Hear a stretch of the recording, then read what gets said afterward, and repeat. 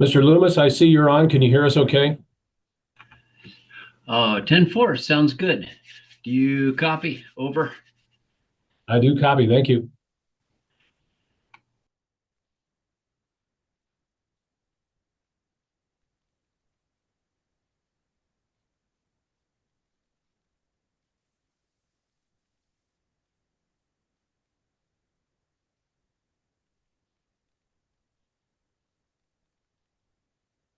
Mr. Chairman, we're still not hearing you. I'm sorry about that. We have checked everything on our end.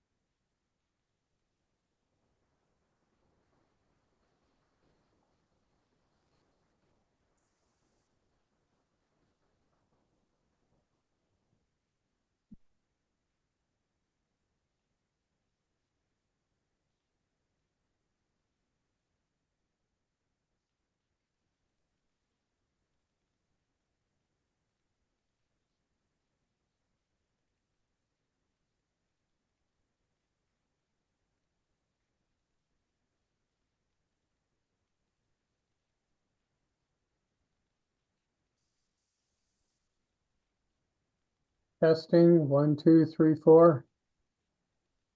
Can hear you now. We have you now, Mr. Chairman. Excellent.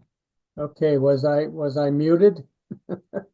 Well, I don't know that we had a problem here. I don't know what you did. Did you reboot? It looked like you disappeared for a moment. I did, and I went through and I checked the sound that I could hear and me talking, and it seemed to be working. Okay, well, I'll take it, whatever it was. Welcome aboard, sir. Thank you.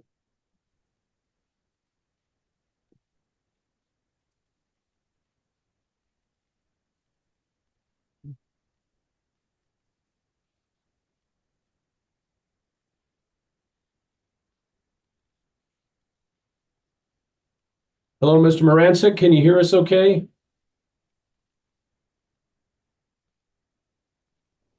Can. Okay, excellent. Hello.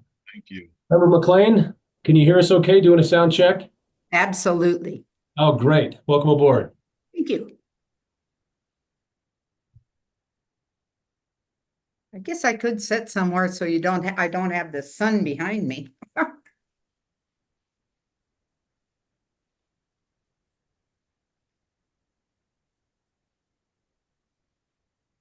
Eric, Liz Whiting is traveling to Utah, and she's going to stop and be in a place where she can call in. She won't have a video, but she will be able to listen and to talk. Okay, excellent. Thank you, sir. We'll wait for her. We still have about 5 minutes before we're due, so thank you for that update.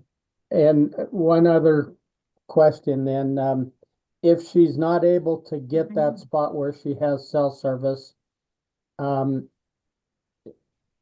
I able to do a proxy vote for her? We wouldn't necessarily need a proxy vote. We'll still have a quorum. Okay, The only time we would run into a snag is if there's a tie, sir, if there are only 4 of you present. Okay. Thank you. Yes, sir.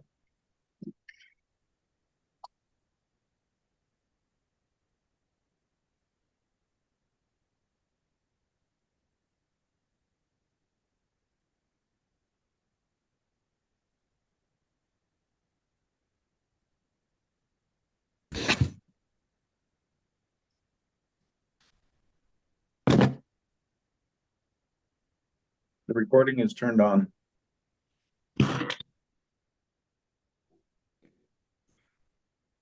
Okay, thank you, Justin. Just a reminder to everybody, we are live on YouTube right now.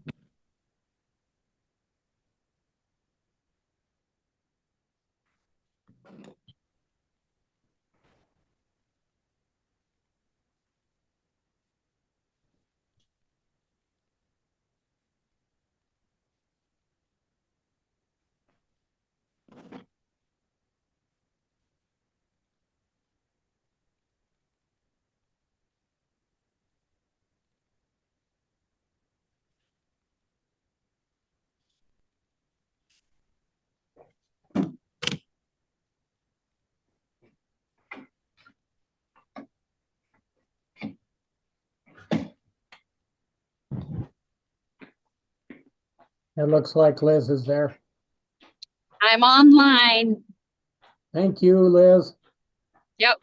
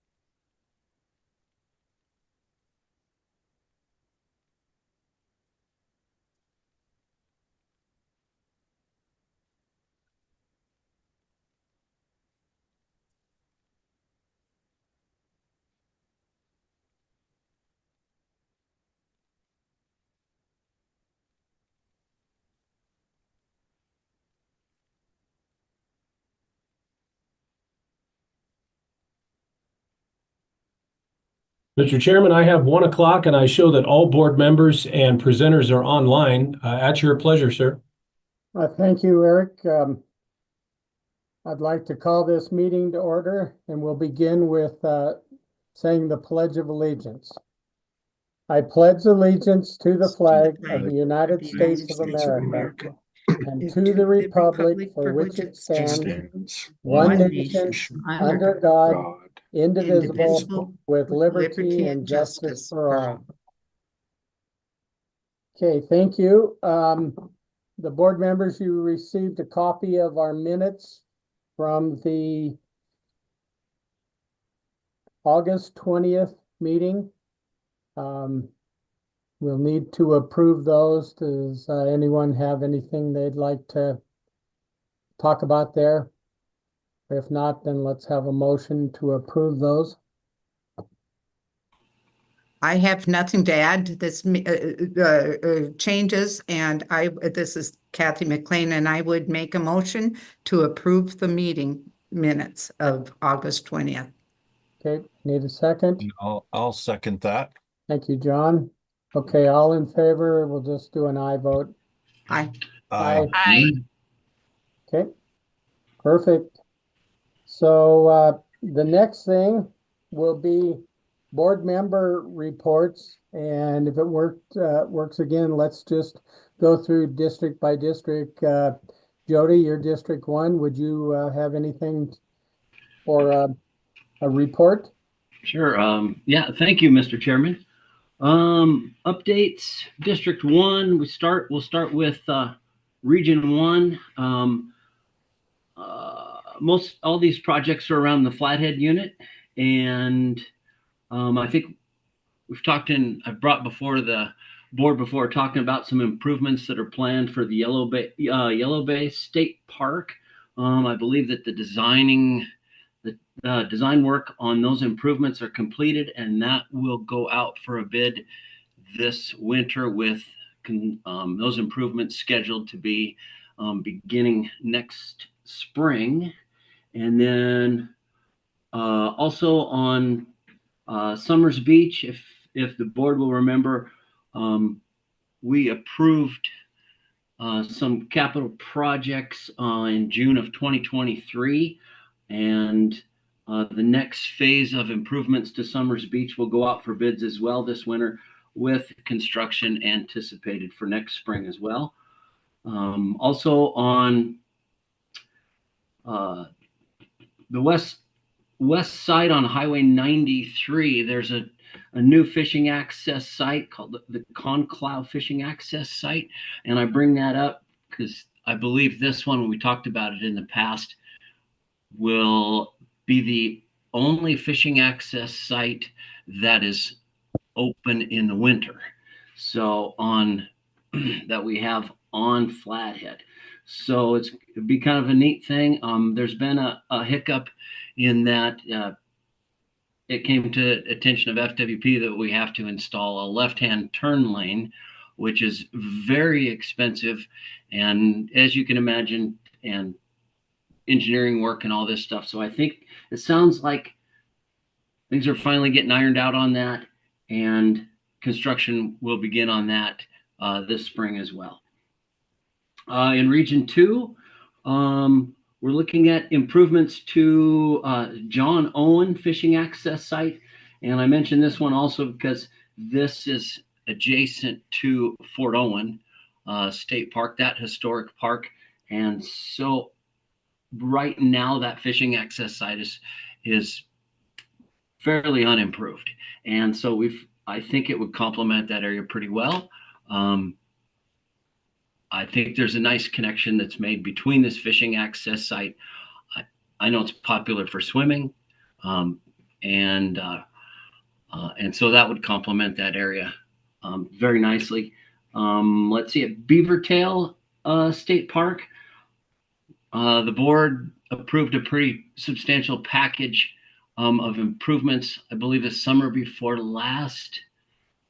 And included in that was a comfort station to be added to Beavertail Hill State Park. And it's been kind of a challenge.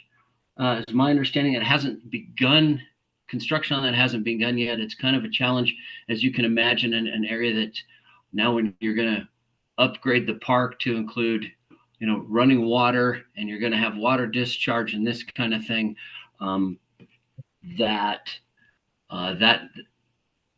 there's some soil work that needs to be done and explored and this kind of stuff, floodplain issues. And so it sounds to me like everything is a go. And according to the Region 2 recreation manager, and construction on that should begin this spring as well. And last for Region 2, they're exploring relocating the lookout in Milltown State Park. If you recall, Russ, I know we visited that site in person, and we saw that how there was a safety issue with the original lookout location. On this high vista, the ground had actually started to show signs of cracking, and possibly half of this mountain could slide off and end up in the river. So we got to keep people off of it. And I think they're looking at kind of improving and relocating that lookout. So that would be nice to see that take place. So that, if there's any questions, that concludes my report from District 1. Thank you, Mr. Chairman. Well, thank you, Member Loomis. I'm District 2, and just following up with some of the work on these fishing access sites. The department has been working on the Cornell Fishing Access Site, which was donated to them a year or so ago. They've got the picnic tables in, the fire rings in, they've built walking paths. They have a vault toilet there. They've kind of changed the parking lot around now, where we've got a lot more parking, and they were yet to work on the boat ramp. They're relocating the boat ramp to where it'd be more user-friendly for the fishermen in the boats. This last 3 months has been hunting season, so I wasn't able to get out a whole lot, but I was able to attend a couple CAC meetings since our last board meeting. The first one was held in Bannock, and prior to our CAC meeting, Park Manager John Phillips gave the group a tour of Bannock and shared Bannock history. John has a history degree and did a marvelous presentation as we toured through Bannock. There were workers there that were working on replacing boardwalk and some of the siding on the church. This crew mills their own lumber on site, and so this winter, and I'll talk about this later when I was back there, they've got all of the north side of the boardwalk replaced with new boardwalk. It looks wonderful. My second CAC meeting that I went to was just last week, and it was held at the Montana Wild Education Center. It's next to the Spring Meadows Lake Park. And if you haven't been to that facility, that needs to be on your bucket list. That is just a great facility. The mounts and the educational opportunity there for people to see is just incredible. Then the last thing that I attended, the Bannock holds an annual Christmas wreath walk. And folks make a Christmas wreath, take it to Bannock on the 7th, and then they hang them on the doors. Then for a week, visitors carry a sheet around and they vote on their favorite Christmas wreath, and they can put a bid on any wreath that they would like. So then the following weekend, the 14th, last weekend, they have a silent auction for all of those wreaths. They have lots of desserts, hot drinks and everything, and they host that in the the visitor center there. And they did quite well. It's the Bannock Association that puts that on. And the Bannock Association, and I'm sure a lot of parks have an association that help fundraise and do projects there. But the Bannock Association, the money that they raise for this has helped pay for that siding on some of the new buildings that are in Bannock. Starting today, over at Lewis and Clark Caverns, they're having their annual candlelight cave tour. It starts today, tomorrow, and Sunday, and then again next weekend, 27th, 28th, 29th. Tickets are available online only. You can't go there and get a ticket, but they may still have some available. A year like the weather we're having right now, it's just a great time to do that. It's a much easier walk up to the entrance when it's 40 degrees. My wife and I did this last year. This is another thing that needs to be on your bucket list of events at the state parks. So that's all I have to report on. So next is District 3. Liz, have you got anything for us? Mr. Chairman, in light of my family emergency and being in transit, is it okay if I pass this meeting? Yes. Okay, you. then, District 4, Kathy? Yes, well, we've had quite a bit of things, and just so you know, on my bucket list is I want to become more like Russ and his wife. I want to visit all of these parks. We've got a lot of things to see. As you know, Makoshika State Park is in my area, which is our largest state park. Riley and Sue and Friends of Makoshika, which is much like the Bannock Association and does a lot of fundraising and so on for Makoshika. They hosted the first ever National Youth Archery Tournament this fall. And they had approximately 86 students from multiple towns like Broadus and everywhere coming into it. Public partnership, private partnership collaboration to come together and fund all of this archery equipment for the park for Makoshika has been good. Rocky Mountain Elk Foundation, the Ag West Credit, HKT Motors, and Friends of Makoshika combined their efforts to purchase the equipment, including an enclosed cargo trailer that can house and haul the equipment, which will allow Makoshika personnel to do outreach to the area schools, PE classes with the archery program and encourage this. It's making positive generational changes. So Makoshika State Park's kind of foremost here. The yurt, the teepee, and the sheep wagon have been good visitor attractions with regular bookings. The water to the first campground's been great. Future projects, maybe to pave the trail, I think it's called Paramount Trail. Then on to a little bit of a different subject, although it includes Makoshika, Medicine Rocks, and so on. The Badlands to Badlands Trails project is still moving strong. So look for a website to go live in January. Thanks to Mid-Rivers Communications and the Department of Commerce Community Technical Assistance Program for layered maps showing Makoshika hiking trails and the Maatahay Trail and the connected roads to get there.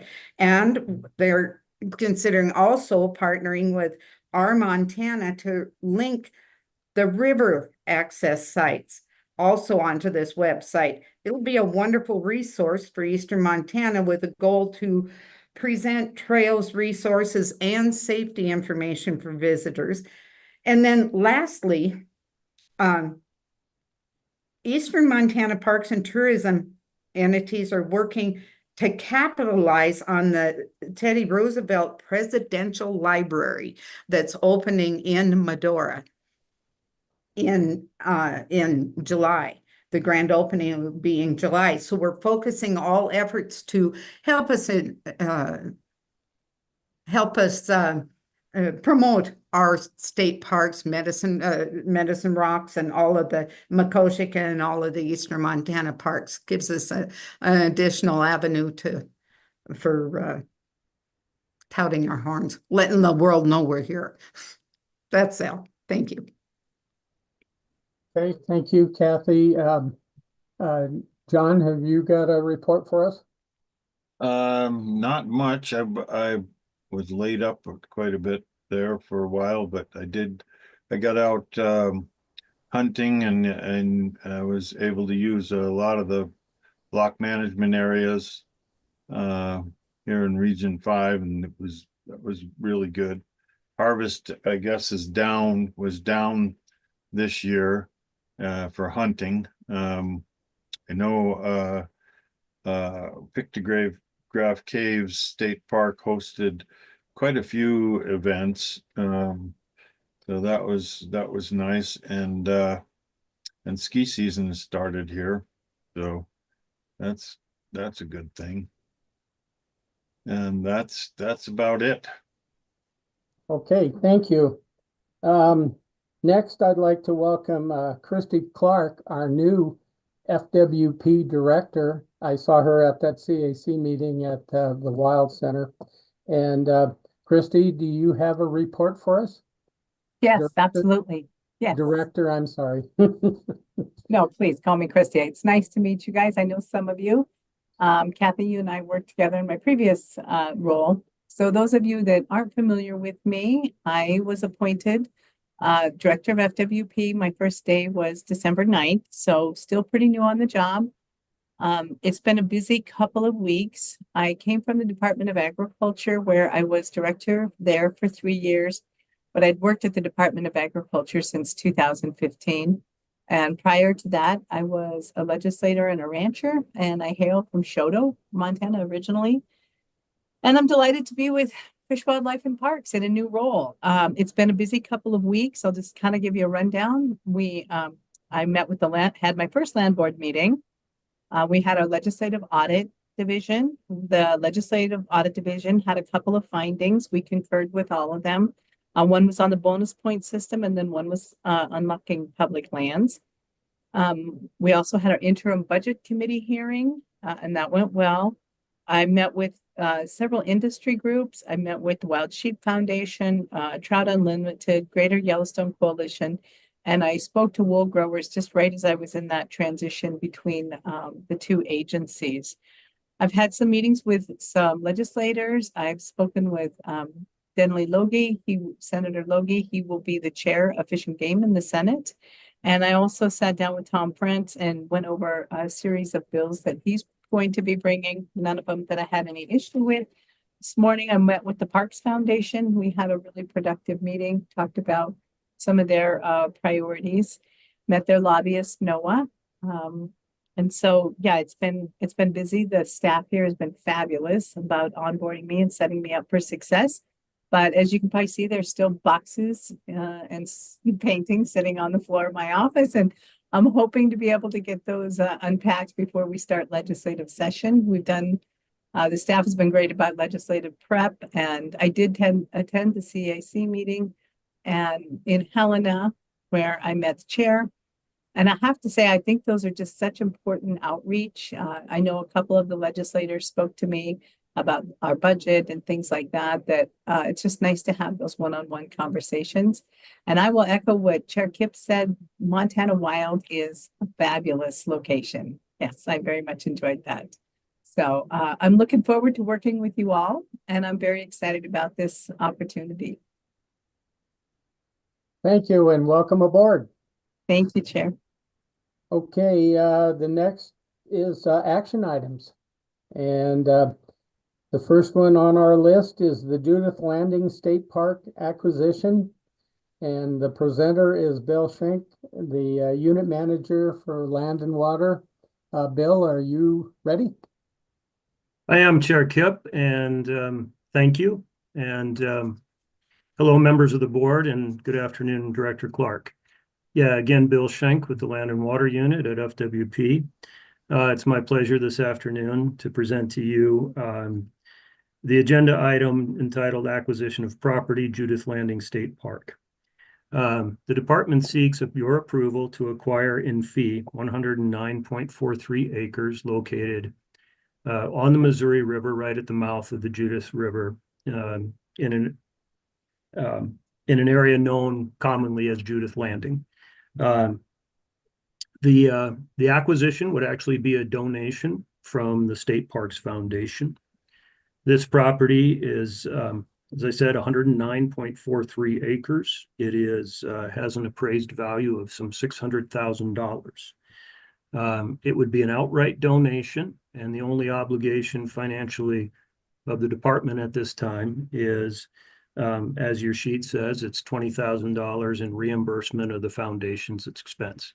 We actually have a more recent estimate, which is $17,000. It could change a little bit given closing costs and title insurance, et cetera. This property has significant historic value. There is a homestead site there. There was more development in the area of the historic nature. Obviously, Lewis and Clark came through the area, and it has pre-contact history as well that's quite rich. I know the park staff is looking forward to the opportunity to highlight and bring that information, make it available to the public with the interpretive opportunities that are at this site. To be clear here, the acquisition, which before you today is the clearance to approve, or the approval of the acquisition itself. We will have an ask in House Bill 5 at the session that will be the capital improvements, in other words, the construction at the site to bring it to where we want it to be. That's detailed to some extent now in the current EA, but you know, the intention is to come back to you with detailed plans and the approval for the construction. So with that, those are the basics of this acquisition. I'm glad to take questions on the transaction. We also have with us staff in Region 4, both our parks manager, our maintenance manager, and our regional supervisor, who could help you with questions about future operations at the park. Okay. If that's all, we'll discussion and questions from the board members.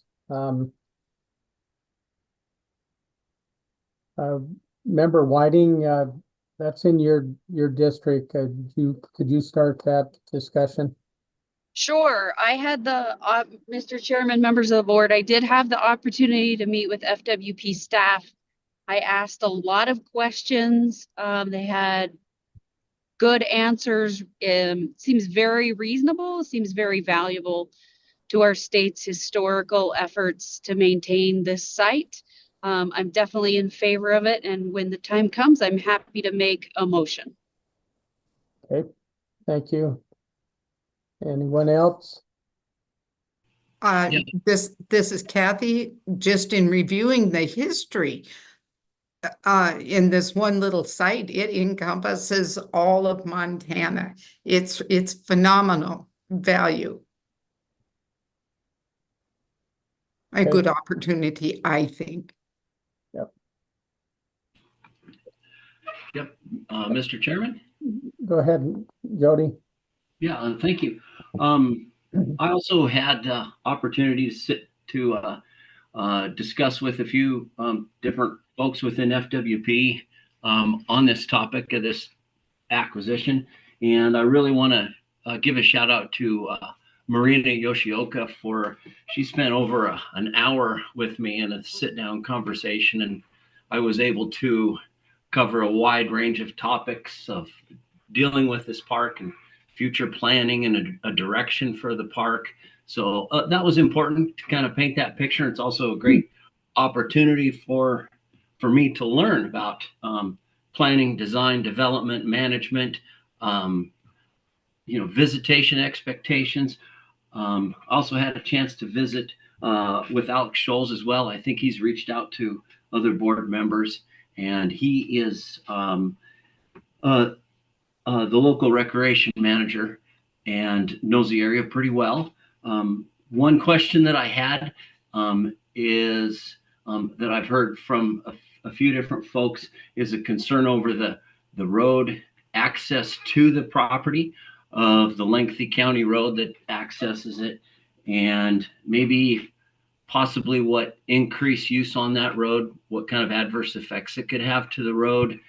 And possibly, it's my understanding this might be one of those that are become pretty difficult to travel under very wet conditions. And I think it might be helpful if there's someone in there at FWP that could maybe talk about that a little bit.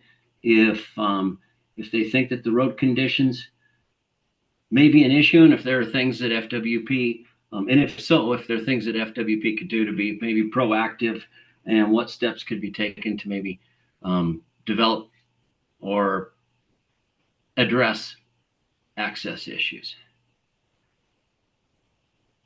Something from the department? Yeah, Mr. Chairman and members, I'll take a very first cut at that, and then I see Region 4 has joined, so I'll then defer to them. But I think that I acknowledge that I've seen it. I've got personal experience there. I've been through there, and I know that at certain times of year and at certain weather conditions, the road from either south or north can be challenging. And it is county road. The department can't, by law, put funds directly into county road maintenance, and so I think it'd be a matter of getting that information to your potential users so that they know what they're doing. That's my impression and a first take on it, but I'll defer also to the regional staff if you have anything to add there. Good afternoon, Chair Kipp and Board Member Loomis. Thanks for the question. I think Bill covered that one really well. I think from our perspective, what would be important for us is to relay that information to the public as best we can, to make them prepared for what they could encounter and make that decision. Well, maybe I shouldn't travel down there this time of year. So I think that's our intent, is to get that information out to the public. Initially it might be in a press release associated with the acquisition, but definitely on the website once that gets developed for the site. So we'll definitely work to do that and ensure the public has that expectation of certain times of the year under certain weather conditions that road might not be great to travel on. Okay, thank you. Thank you. I appreciate that. Go ahead, Member Loomis.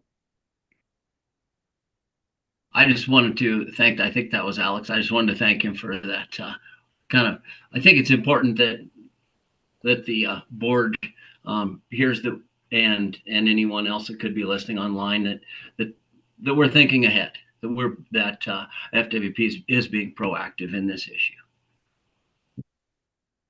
Okay,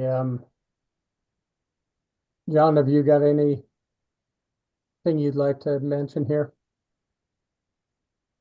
No, it's I think it's a great opportunity for the state, especially with the history there and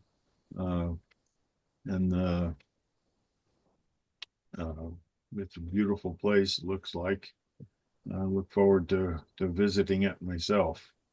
So I would approve it for sure. Okay, thank you. Its location, it's difficult to get there. And that's what helps make it rustic. And, a rustic heritage park there is perfect. Perfect. Not a big developed park. And I doubt that it would get a ton of traffic. All of those roads in that area are weather dependent. I've been there hunting before, and usually they're pretty good, but there are times that you have to use some common sense and just not travel there. And especially if you're pulling a trailer or just in the wrong time of the year. But that's a beautiful place on the river. I've not been to the landing, but I've been just south of, downstream from that along the river, and it's a wonderful area. I think this is a great opportunity. I too will be supporting this. If we don't have any other question, well, I guess I do. There's a BLM park a BLM campground that's across the river. But it's my understanding that is only leased, it's not owned by the BLM. Can someone from the department address that? Yeah, Chairman Kip and members, that's my understanding as well, that it is a leased site. And I'll also add that the camping there is seasonally limited.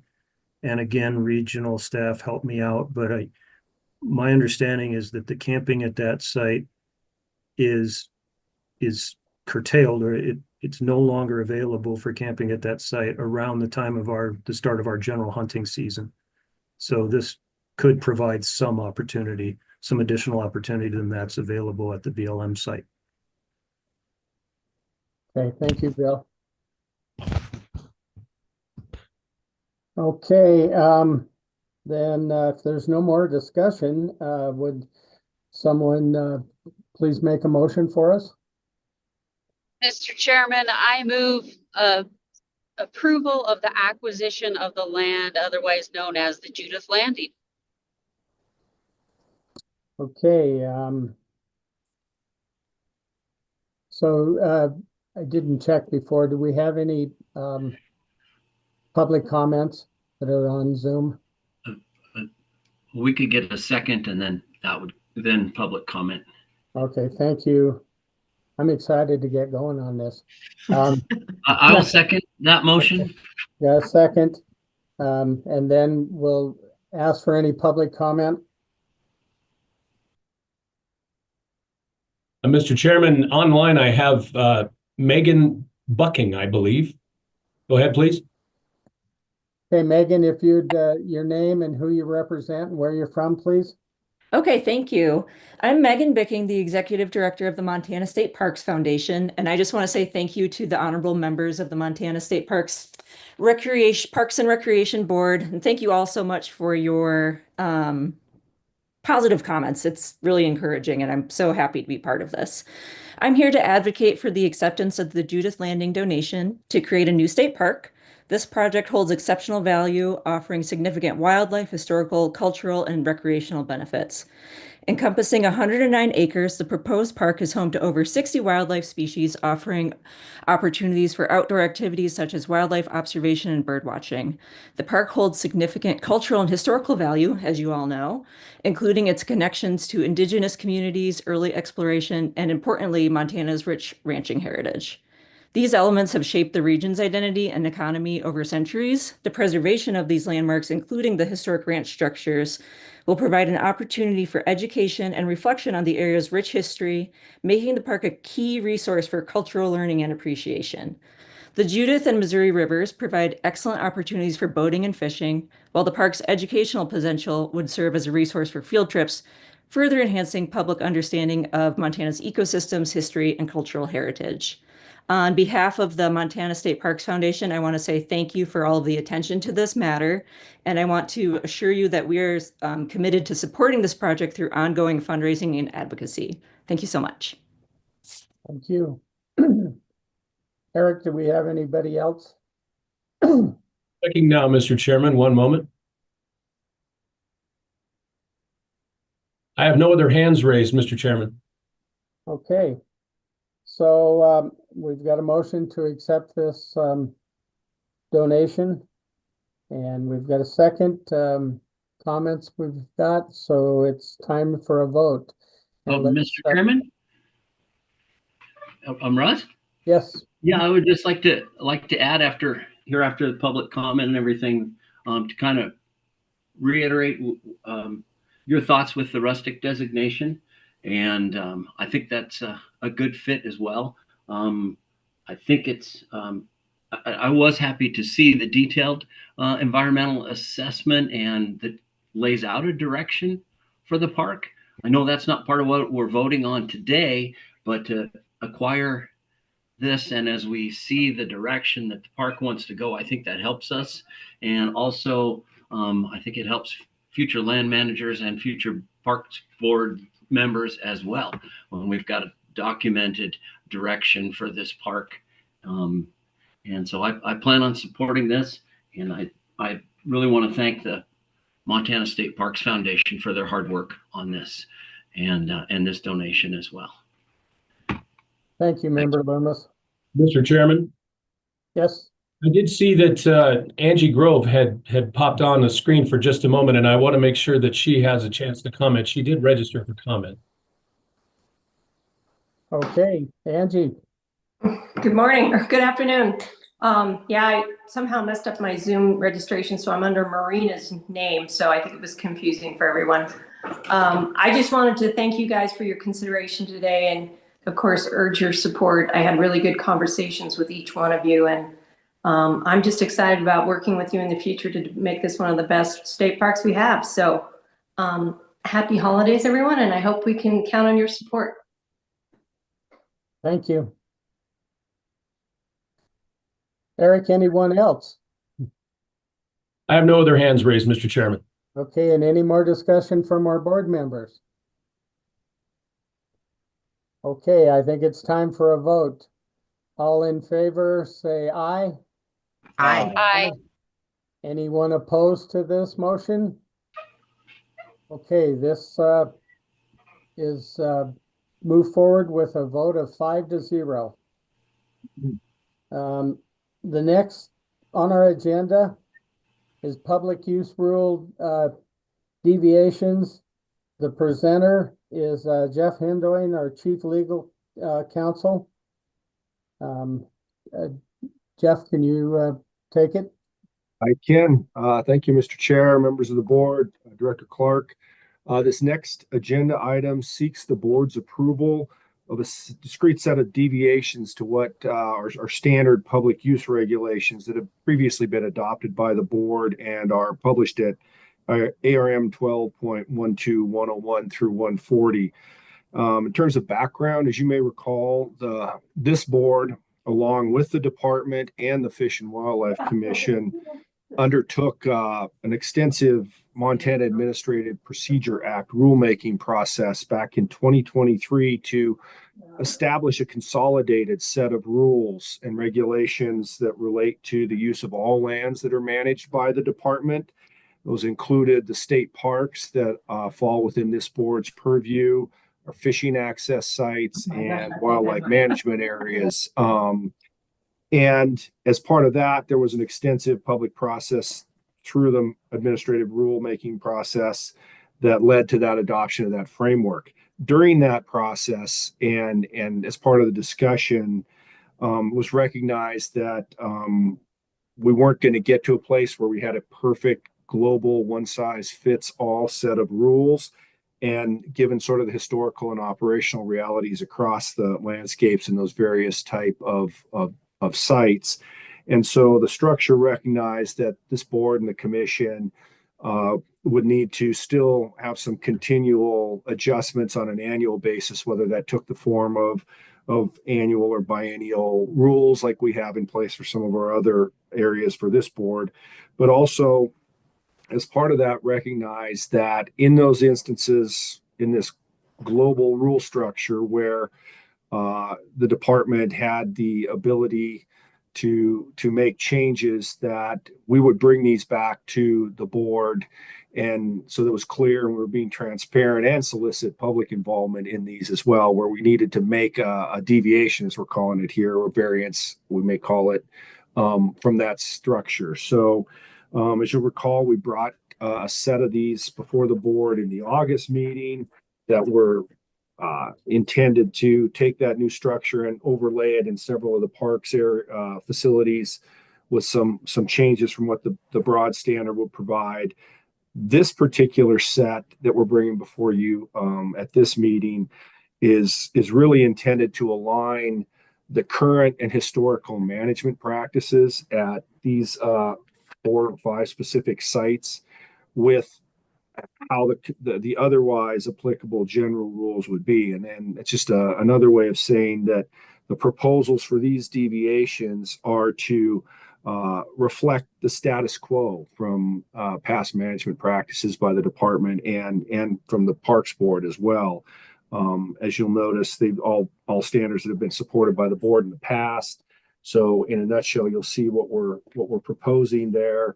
are two instances to allow trapping in two state parks where it has historically occurred. And those are limited to water sets only below the water surface. But the otherwise applicable standard is that trapping is prohibited in state parks unless the board approves of it. And so you've got those requests for deviations at the Thompson Chain of Lakes and Missouri Headwaters State Park. Also have a request to make it clear that otherwise the applicable food storage rules, again, those need to be designated by the department of the board as being applicable and posted, that those would be in effect at the Thompson Chain of Lakes State Park. There's a proposal to, again, keep the management practice in place at Bannock State Park that allows horseback riding. Again, the standard rule there is that unless authorized or noticed up by the department, livestock is not allowed on state parks. And then the final two, Piro Island and Medicine Rocks, those are, again, to keep an existing management practice in place for hunting weapons and restrictions during hunting seasons. Again, those standards allow the department to do that. The broad rules adopted by the board to close public use sites or portions for public safety or property safety. And this would just be the board's action to acknowledge and reflect that those are actions that are being taken at those sites. So if you have any question, I'm happy to answer those, but that's the request is that you as a board approve the set of the deviations to the public use rules as presented. Yeah, thank you, Jeff. I've got a question. When they have a deviation, that has to start somewhere. Is that started from a member of the public asking to do something on the park, or is it from the park manager thinking it can happen there? Or where does that begin? Mr. Chair, I'll take a shot at that, and I'm not sure if there's any other department staff at the directorate on that may have a little more historical context than me. But my take on these as we've been bringing them before both this board and the commission is that we're really, at least for now, bringing to you deviations that are intended to reflect kind of how things have historically worked on the ground before the consolidated set of rules were adopted by all three entities. So I don't know that it, at least as of yet, we've been bringing you things that people have said, hey, we want to change the status quo, as much as we are bringing you deviations that reflect what the status quo has always been, but with the new global rule set that came in, recognition that one size fit all thing may have ostensibly precluded some things that have gone on a whole considerable time in the past. So I don't know that we have actually had to bring you anything that's new or was triggered by somebody. But to answer your question, my understanding would be yes, it would start somewhere from the public up through the park staff. And if we saw a need to bring something to you as a board, that would be the pathway. Or alternatively, if we see something on the landscape from the department as a land manager, that would be another potential source for the need to bring these to you as well. Okay, thank you. That answers my question. And as just a quick follow-up too, I'd note we would do these annual. So these are something that we'd bring back to you as, on an annual basis so that you can see what the landscape's looking like as far as variances from the global set of rules. Okay. Thank you. Any other discussion from board members there?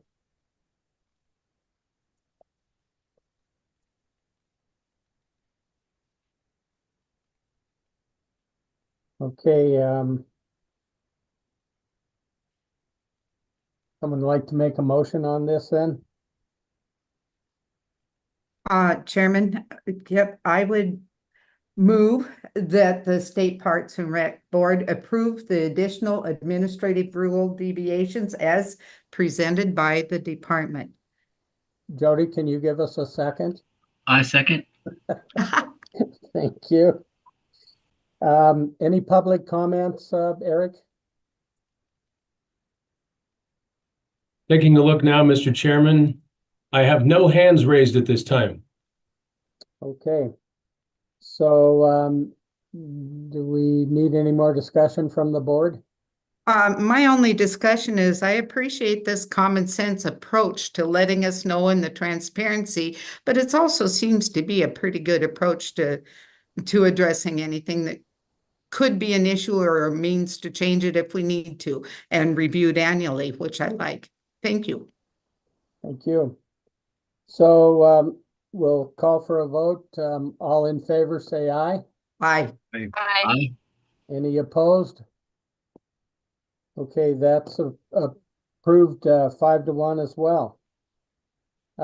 Next on the agenda, if we've got any public comments about any item that's not on our agenda. Mr. Chairman, Yes, sorry to interrupt, sir. Could I have you restate the total of the vote, please? 5-0. 0. Thank you very much for the clarification.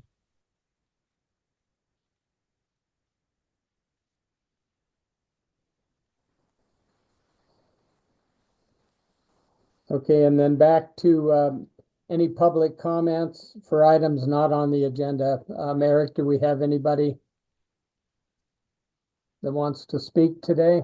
You have one hand raised, Mr. Chairman. Mike Geary, go ahead, please. Okay, Mike, name and where you're from and who you represent. Yeah, Mike Geary, from Twin Bridges, Montana. I'm a Smith River outfitter. We would also like to see if a fellow outfitter on the Smith, Brian McGeehan, can also get involved in this. But I would like to see if we could entertain the idea of taking the Board of Outfitters rules on successorship and adopt them to the Parks Board pertaining to the Smith River. So there's a continuity in rules and one agency understands what the other agency is doing.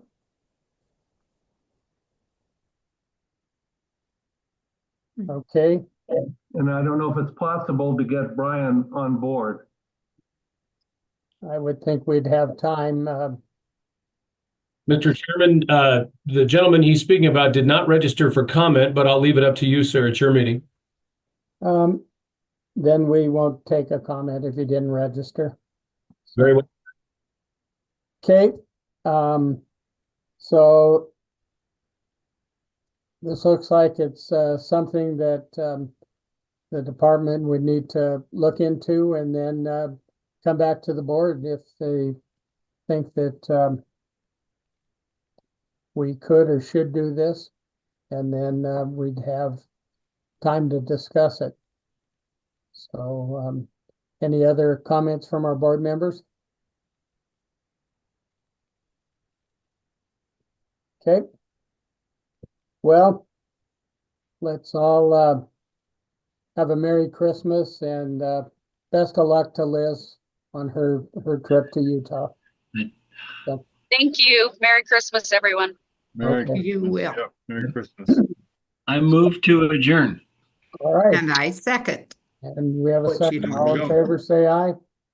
Aye. Merry Christmas, Merry everybody. Christmas. Merry You Christmas. Thank you. Yep. Bye.